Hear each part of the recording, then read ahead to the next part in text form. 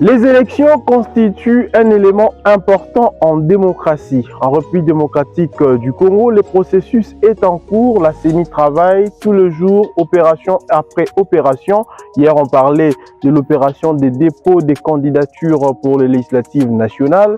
On a parlé bien avant de l'enrôlement des électeurs. Après, on en est venu à l'opération des dépôts et réception des candidatures pour les législatives nationales. Aujourd'hui, on parle de dépôt des candidatures pour les législatives provinciales. Mais autour de la question électorale, il y a aussi des enjeux de développement de toutes les entités, notamment ici dans la ville de Bandundu.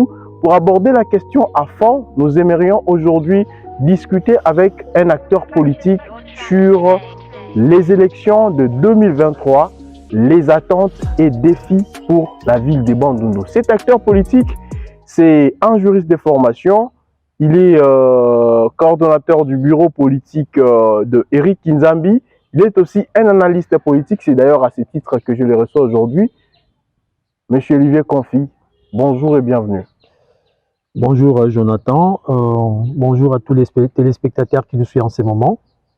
Je voudrais ici, d'entrée de jeu, dire d'abord merci à vous de cette opportunité que vous nous avez donnée d'être reçus sur ce plateau de télévision et qui nous permettra en fait de décortiquer ce que vous venez de soulever comme thème et une façon pour moi de vous dire merci. Voilà, actualité oblige. Il y a quelques mois, quelques jours en tout cas, que la CENI a publié la liste des candidatures retenues pour l'initiative nationale. Quelle lecture vous en faites avant que nous puissions aborder les vifs de notre sujet? Oui, merci. Vous savez, cette histoire de dépôt des candidatures, ça, vous avez compris que il y a eu beaucoup de choses qui se sont déroulées. Il y a l'opposition, soit dit radicale, qui a boycotté les dépôts des candidatures, mais la CENI a tenu à faire son travail et aujourd'hui on est à la publication de listes de candidats. Je crois on n'a plus à faire recul. On n'a plus à faire recul, c'est la loi.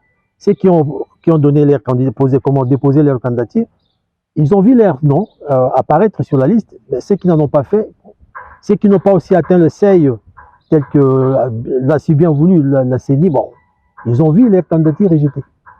Voilà, mais aussi pour Bandundu-Ville, pour ce cycle électoral, c'est qu'on est passé d'un seul siège aux législatives nationales à 2 sièges et aussi de 2 sièges à 3 sièges pour les niveaux provinciaux. Pour vous, c'est une totale réussite, c'est encore un chantier sur lequel il faut travailler? En fait, c'est une réussite totale, puisque vous savez, une grande ville comme Bandundu, avoir seulement un seul candidat à la députation nationale, je pense que cela vraiment ne donnait pas du poids à cette ville. C'est ça. Bon, en fait, aujourd'hui, si on est parvenu à avoir 2 candidats, 2 postes, 2 sièges, allais-je dire, au niveau de la députation nationale, c'est quand même quelque chose à encourager. Et là, il faut dire quand même bravo à la population, puisque tout est parti sur base d'enrôlement. Et aussi à vous, les acteurs politiques qui avaient sensibilisé. Bien sûr, il fallait sensibiliser fallait sensibiliser la population pour que celle-ci puisse commencer à faire enrôler massivement. La population a respecté à ces mots d'ordre, on s'est enrôlé massivement. Voilà, le résultat est que aujourd'hui nous avons 2 sièges au niveau de la députation nationale et 3 au niveau de la députation provinciale. C'est quand même quelque chose à saluer et à encourager. On parle aujourd'hui des élections, mais de notre côté de la population, il y a beaucoup d'attentes. La ville de Bandundu est une ville comme toutes les autres de la République démocratique du Congo, oui. Mais sa situation, vous n'allez pas en tout cas l'ignorer. D'après vous, comme acteur politique, que pensez-vous offrir de nouveau à cette population? En fait, la population n'est plus naïve, comme on dit. La population s'est réveillée, la population se voit, la population s'est analysée et la population sait également prendre la décision. Puisque pour défendre les intérêts de la population, pour parler au nom de la population, vous devez avoir d'abord l'autorisation préalable, je dirais, de cette population-là. C'est-à-dire la population qui vous donne ses mandats d'aller. Et lorsque la population constate que non, bon, cette fois-ci, nous allons changer ou quoi, je ne pense pas qu'on doit tenir aussi rigueur à cette population-là. Donc, tout celui qui sera élu, allez, en fait, je dois dire, sera toujours la bienvenue. C'est celui qu'on va appeler honorable pour la ville. Qu'est-ce qu'on doit attendre de vous comme acteur politique pour Bandundu? Que voulez-vous donner à la population de Bandundu? Il faut donner à la population maintenant de personnes qui peuvent facilement défendre les intérêts de manière aussi correcte. C'est ce que nous pouvons attendre. C'est ça. Nous, par exemple, nous avons aligné un candidat qui est Eric Kinzambi pour le compte de l'IDPS. Nous pensons que la population fera confiance à Eric Kinzambi. Comme c'est un nouveau venu qui vient sur la scène politique, je me dis, à quoi bon ne pas lui donner cette confiance-là? Je crois qu'il mérite la confiance de la population, puisqu'il a fait quand même ce preuve dans son parcours. Vous parlez de ces preuves, moi je parle des attentes de la ville, parce qu'à Bandundu, nous le savons, il y a beaucoup de défis à relever, notamment parce qu'il y a des problèmes sécuritaires, on parle de la sécurité au manque des infrastructures, il y a beaucoup de choses sur lesquelles il faudra travailler. En fait, puisque nous avons abordé l'aspect électoral, puisque nous avons abordé avec vous l'aspect électoral, mais quand on doit parler des attentes par rapport à la sécurité, nous avons les services de sécurité qui sont là à travers le gouvernement provincial et qui doivent quand même faire un effort pour que cette insécurité urbaine puisse s'éclipser. Vous voyez aujourd'hui, quand on parle par exemple des phénomènes Koulouna, on parle de phénomènes ceci, cela. Je crois que cela ne passe pas inaperçu aux oreilles de ceux qui gouvernent, ceux qui dirigent.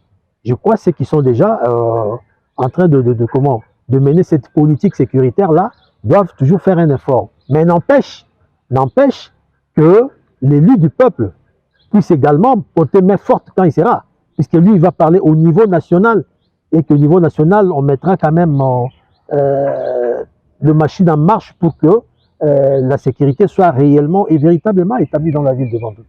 Venez, comment dire, élection pour élection ou bien élection pour intérêt de la population. C'est ce qui nous intéresse le plus, parce qu'à Bandundu-Ville, il y a beaucoup de cycles qui sont déjà passés. Les routes de Bandundu restent les mêmes, le problème de Bandundu reste le même, et les manques d'un circuit économique adéquat restent le même. Moi, je voudrais en fait savoir ce que vous, comme acteur politique, surtout de l'Union Sacrée, j'avais oublié de dire ça, vous pensez apporter à Bandundu. Oui, en fait, comme acteur politique, vous avez dit dans le cadre du développement, nous sommes appelés à faire quelque chose de consistant pour que la ville de Bandundu soit présente, soit une ville qui ne soit pas seulement quartier latin des intellectuels, comme on l'a dit, mais que ce soit une ville également développée, où nous verrons les infrastructures de base, nous verrons des routes réhabilitées, aménagées, ou soit asphaltées, et je crois que c'est quelque chose que nous devons faire. Mais il faut qu'il y ait quand même des hommes qui doivent être au centre de tout ça, puisque le développement ne peut jamais se faire lui-même, quoi. Il faut qu'il y ait des gens, des bons animateurs, qui doivent être à la tête, disons, de la province pour que les choses puissent marcher très bien. Voilà pourquoi nous vous disons, nous en avons déjà. Nous en avons déjà et nous pensons que la population ne manquera pas à faire confiance à celui-là dont je parle, Eric Kinzambi, pour que demain nous voyons que non, voilà, nous avons quand même trouvé un fils du pays qui est venu, qui apporte quand même une solution aux problèmes que nous avons. Alors, tous les problèmes que vous avez cités, comme moi d'ailleurs, comment on peut trouver des solutions à ça? Problème de route, vous, une fois que vous êtes par exemple député, oui. Bon, vous avez obtenu le mandat de la population. En fait, vous devez retenir une chose. Vous devez retenir une chose. Un député n'a pas le portefeuille. Ça, il faut retenir. Un député défend, il est là pour défendre le budget. OK? Il défend le budget, il élabore des lois. Un député est celui-là. Mais lorsqu'on vous dit que non, nous sommes députés puisque nous allons vous construire des routes, non. Non. Il peut défendre, puisque à travers le budget, il y a beaucoup d'aspects qu'on soulève là-dedans. Et le député qui est en train de défendre les intérêts de sa province, de sa population, est tenu d'être toujours informé de ce qui se passe et faire en sorte que sa province soit retenue par rapport à ce qu'elle lui veut pour son développement. C'est ça ce que je peux dire. Mais lorsqu'on va dire que non, c'est un député qui va construire des routes, qui va jeter des ponts, qui va faire ceci, moi je dis... souvent, c'est vous, les acteurs politiques, en fait, qui a mené ces discours-là à la population. Ah, c'est un faux discours. Vous qui êtes le premier à donner... C'est un faux discours. Moi je pense que Je pense que même pendant la campagne électorale, lorsque la population entend d'un candidat dire que non, en tout cas, qu'il mette en tête qu'il ne fera pas. Puisque lui n'a pas, il n'a pas le portefeuille, il ne gère pas, il contrôle. Il est là pour contrôler. Oui, il va faire pression au gouvernement. Il fait pression au gouvernement pour que le gouvernement puisse prendre en compte sa demande, la demande de la population. Et c'est ça. C'est ce qu'il lui doit faire.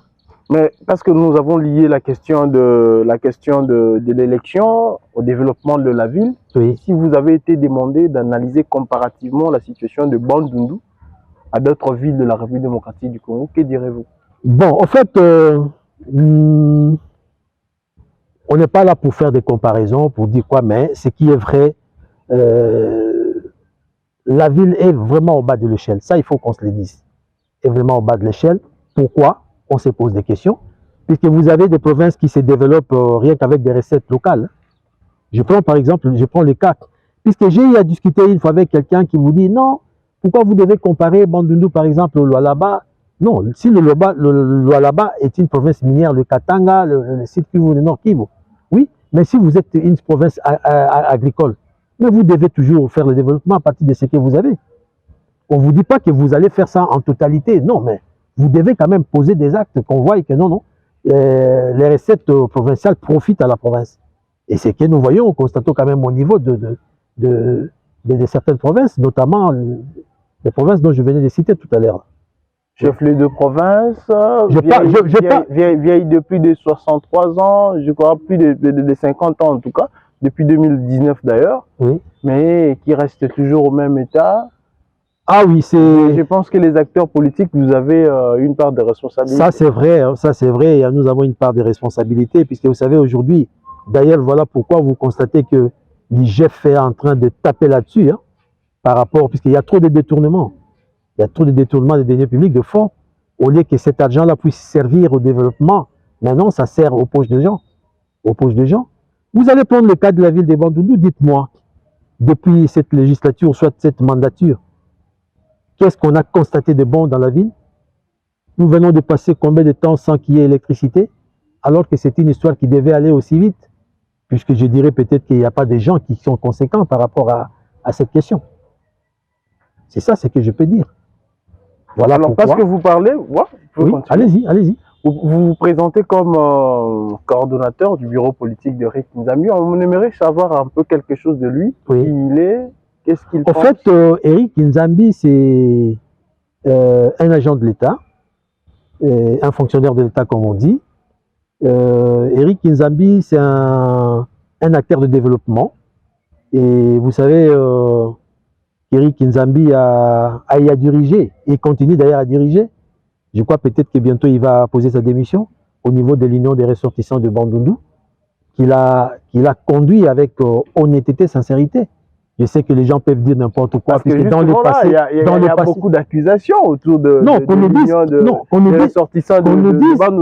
On dit, on l'accuse d'ailleurs d'avoir un bilan très mitigé, pas de résultats. Et... Vous savez, je peux faire le parallélisme, comme on dit. Aujourd'hui, le chef de l'État, Félix Antoine Tshisekedi, est en train de poser des actes. Hein.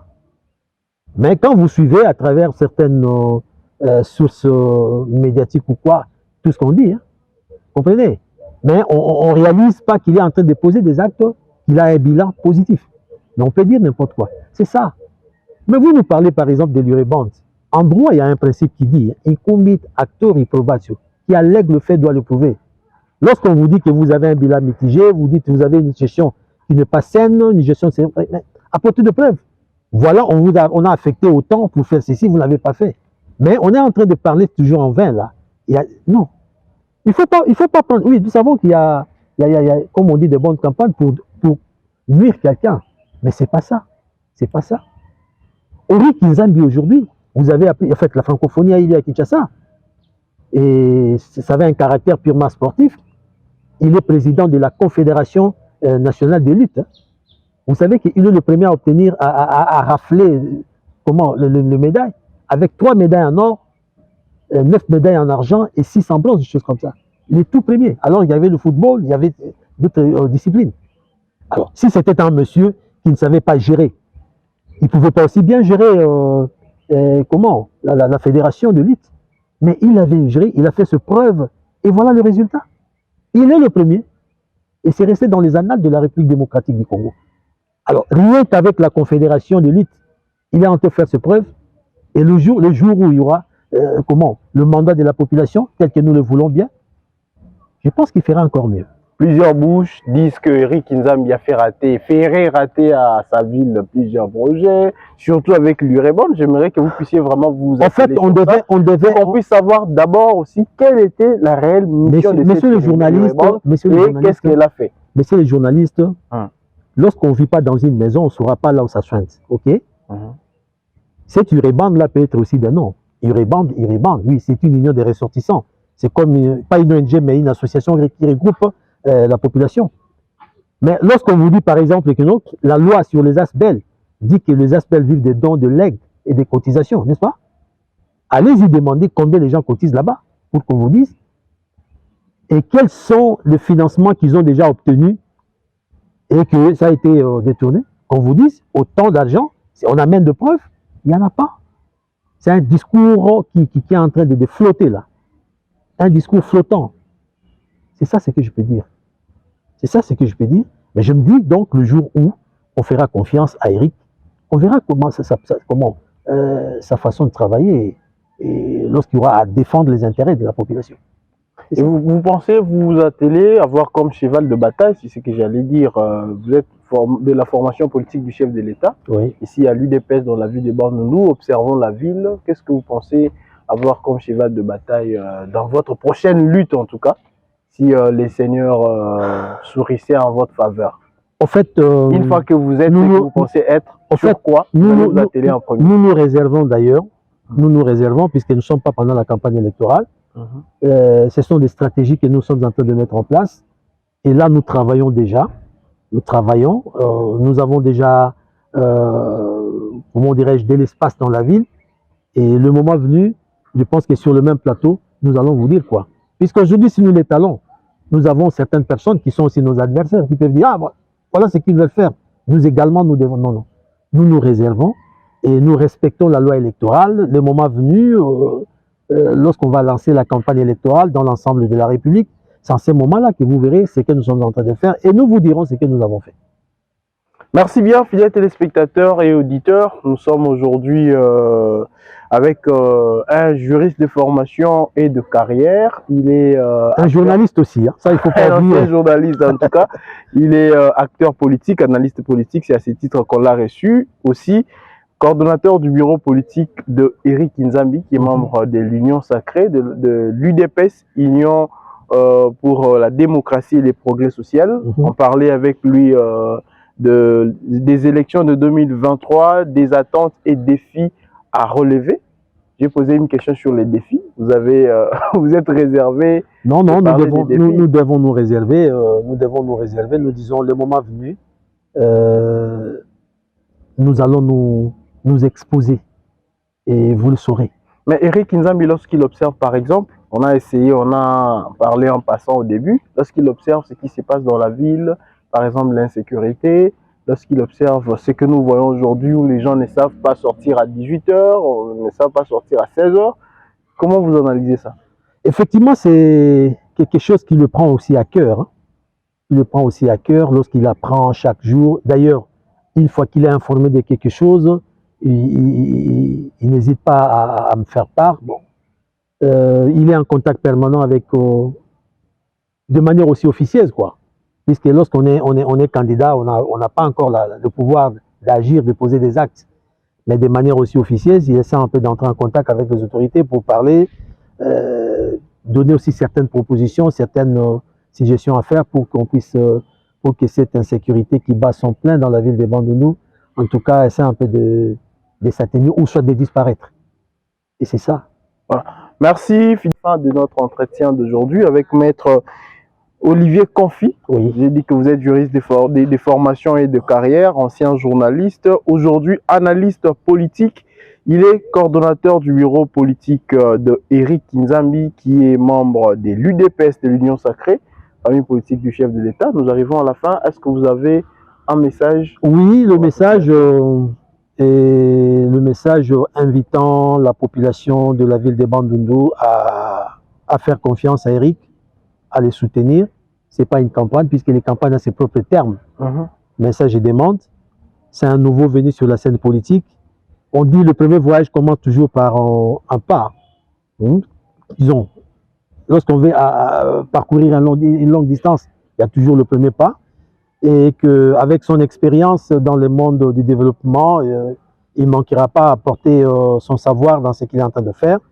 Et nous pensons qu'une fois nous avons cette confiance de la population, le problème de la sécurité sera également notre souci majeur. Et pourquoi pas le développement? Vous savez, Bandundu, c'est le grenier de l'agriculture.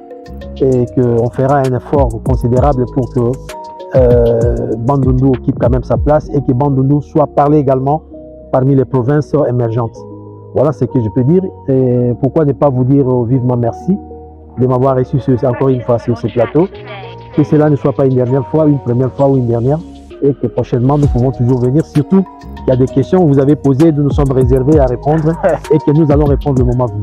Voilà, ainsi prend fin cet entretien d'aujourd'hui. Fidèles auditeurs et téléspectateurs, merci de nous avoir suivis. Nous recevions maître Olivier Confi. On l'a présenté ici comme analyste politique et coordonnateur du bureau politique de Eric Nzambi, qui est membre de l'Union Sacrée, membre de l'UDPS, donc famille politique du chef de l'État.